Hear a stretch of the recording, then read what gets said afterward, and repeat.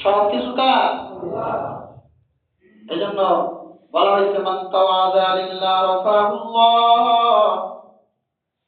যে ব্যক্তি আল্লাহ তাআলার কাছে বেশি থেকে বেশি নত হয়, আল্লাহ তাআলা তাকে বেশি থেকে বেশি বাড়ায়া দেয়।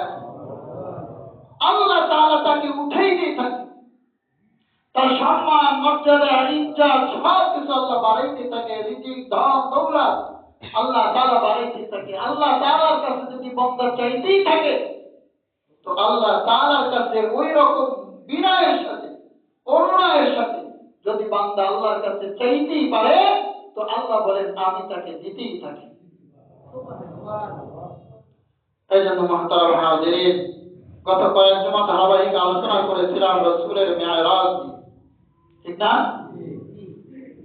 রাসূলের মিরাজ নিয়ে আলোচনা করেছিলাম। তো রাসূল করিম সাল্লাল্লাহু আলাইহি ওয়াসাল্লাম মেরাজে গমন করেছেন। এজন্য মুফাসসিরিন কেরাম বলেন যে বাইতুল্লাহ থেকে বাইতুল মুকাদ্দাস পর্যন্ত যে সফরটা হয়েছে রাসূলের, এটাকে বলা হয় ইসরা। আর বাইতুল মুকাদ্দাস থেকে উর্দু গমনে যে সফর হয়েছে তাকে বলা হয় মিরাজ। তাকে বলা হয় কি? মিরাজ। তো আল্লাহ নবী সাল্লাল্লাহু আলাইহি ওয়াসাল্লামের এই মিরাজের পূর্বে মুফাসসিরিন কেরাম বলেন কয়েকটা কারণ নিহিত আছে। আল্লাহ রাসূলকে কেন মিরাজে নিলেন?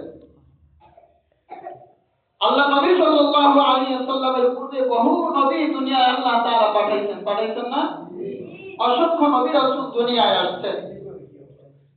সবাইকে আল্লাহ তাআলা মেরাজে নেন নাই, আল্লাহ তাআলা উর্দু গমনে নেন নাই, আরশে আজিমে কাউকে নেন নাই।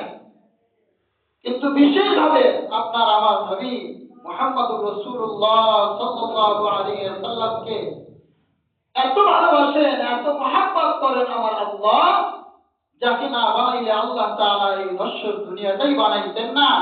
ওই নবীকে সম্মান মর্যাদা দিতে আল্লাহ রাব্বুল আলামিন আরশে আজিম পর্যন্ত নিয়ে গেলেন। বলেন সুবহানাল্লাহ। এইরকম না যে নবী স্বপ্নের মাধ্যমে মেরাজে গিয়েছেন। অর্থাৎ স্বপ্নে তো আমরা অনেক কিছুই দেখি না? কি বলেন? যা আমাদের দ্বারা সম্ভব না তাও আমরা দেখি না? স্বপ্নে দেখি। কিন্তু না, নবী বলেন আমি সশরীরে আমার দেহ সহ আমি আল্লাহ রাব্বুল আলামিনের আরশে পর্যন্ত গেছি। বলেন সুবহানাল্লাহ।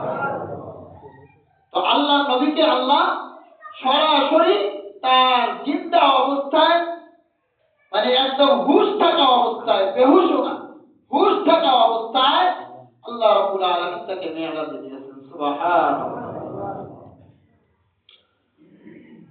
আল্লাহর নবী যখন, মুফাসসিরিন কেরাম বলেন আল্লাহর নবীর যখন 8 বছর বয়স, আল্লাহর নবী এতিম ছিলেন, অসহায় ছিলেন। নবী যখন গর্ভে, তখন আল্লাহর নবীর বাবা দুনিয়া থেকে ইন্তেকাল করে। নবী দুনিয়া আসার পূর্বে নবী এতিম হয়ে যায়। নবীর যখন 6 বছর বয়স, নবী তখন মাতা হারা হয়ে দুনিয়ার মধ্যে চির এতিম হয়ে যায়। নবী যখন 8 বছর বয়স, নবীকে শিশু, এই মাসুম নবীকে লালন পালন করতেন তার দাদা আব্দুল মুত্তালিব। আব্দুল মুত্তালিব তখন নবীকে আমার ভালোবাসা দিতেন, সবচেয়ে বেশি নবীকে ভালোবাসতেন। কারণ নবীর দিকে তাকাইলে আব্দুল মুত্তালিব সবকিছু তিনি হারায় ফেলতেন। নবীর দিকে তাকাইলেই পরে তার মহাব্বতের এমন দরিয়া হতো যে আর কিছু তিনি মহাব্বত কাউকে দিতে পারতেন না। বলেন সুবহানাল্লাহ। আর কাউকে ভালোবাসতে পারতেন না, সমস্ত ভালোবাসা নবীর জন্য। বলেন সুবহানাল্লাহ। আব্দুল মুত্তালিবের যখন ইন্তেকালের সময় হয়ে গেল, নবীর 8 বছর বয়সে, আব্দুল মুত্তালিবের ইন্তেকালের পূর্বে নবীর চাচা আবু তালেবকে ডাকিয়া বলেন, আবু তালেব। নবীর চাচা আবু তালেবকে তার বাবা আব্দুল মুত্তালিব ডাক দিয়া বলেন, আবু তালেব, আমার নাতি এতিম, আমার নাতির কেউ নাই দুনিয়ার মধ্যে, তার মা নাই, তার বাবা নাই।